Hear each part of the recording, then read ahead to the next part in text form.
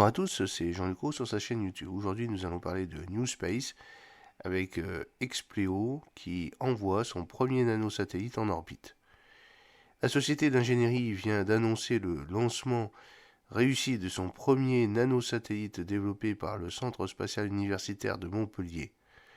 Expleo compte se faire une place dans le New Space en assemblant depuis sa propre salle blanche les charges utiles de ces petits satellites et en développant une solution logicielle pour reconfigurer les missions en orbite des CubeSats.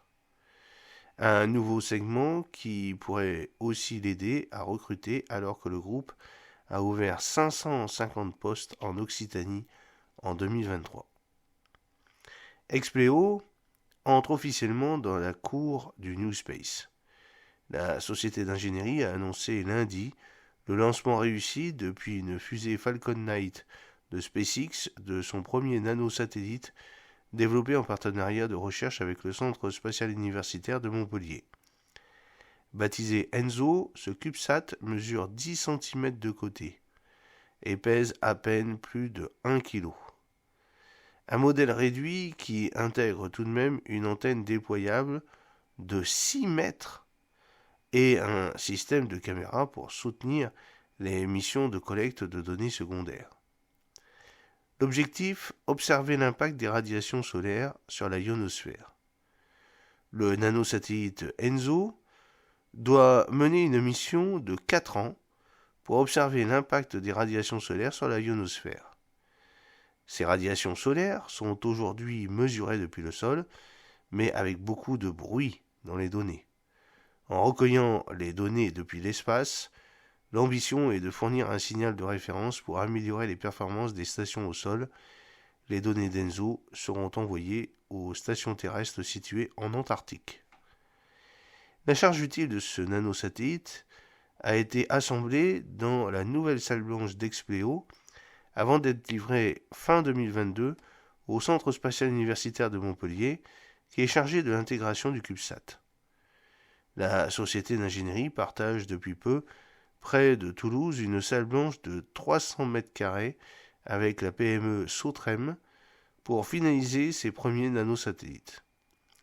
La société d'ingénierie est équipée notamment d'un banc de test qui est une fois configuré par un opérateur est capable de mener de manière automatique les procédures d'essai. 2 autres postes permettant de mener divers tests radiofréquence, alimentation, sont à l'étude. Outre Enzo, Expleo y a finalisé un deuxième programme baptisé Hydrosat. Ce dernier vise à puiser dans les compétences acquises sur le nanosatellite Enzo pour une mission cette fois commerciale pour le compte de l'État de Djibouti et toujours en collaboration avec le Centre spatial universitaire de Montpellier.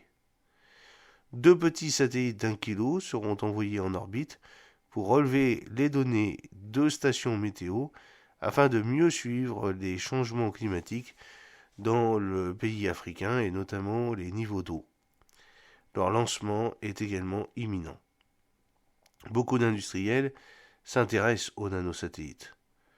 Au-delà de ces 2 projets, Expleo entend monter en puissance sur le segment des nanosatellites. Ces petits satellites ont beaucoup été considérés comme une niche réservée au milieu étudiant. Mais ce n'est plus le cas aujourd'hui. Il y a beaucoup d'industriels qui s'y intéressent, car ce type de satellite permet d'aller beaucoup plus vite pour beaucoup moins cher. Notre but est de fournir des charges utiles pour des satellites de 1 U à 12 U, autrement dit 12 cubes de 10 cm de côté. Ce type de nanosatellite permet déjà de réaliser de l'imagerie, d'intégrer une petite caméra et même d'embarquer de la propulsion. De contrôle d'altitude pour orienter le satellite. Avancé cet été Julien Bézas, responsable des activités spatiales pour Expleo. Au-delà de l'ingénierie des missions, de la confection des charges utiles, la société veut profiter de sa salle blanche pour tester des charges utiles, par exemple, de start-up de New Space qui ne disposent pas d'un tel équipement.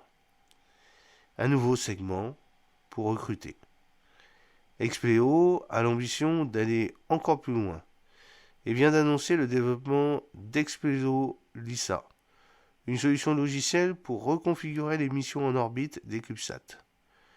Objectif, obtenir le maximum de performance et de capacité de calcul en consommant le moins possible. D'autant plus que les nanosatellites dépassent la durée de vie escomptée et pourraient donc, avec ce procédé, connaître une seconde vie. Un nouvel usage qui pourra être testé directement depuis la salle blanche. Expléo y voit enfin l'opportunité de faire monter en compétence ses effectifs sur le New Space et d'attirer plus de talents.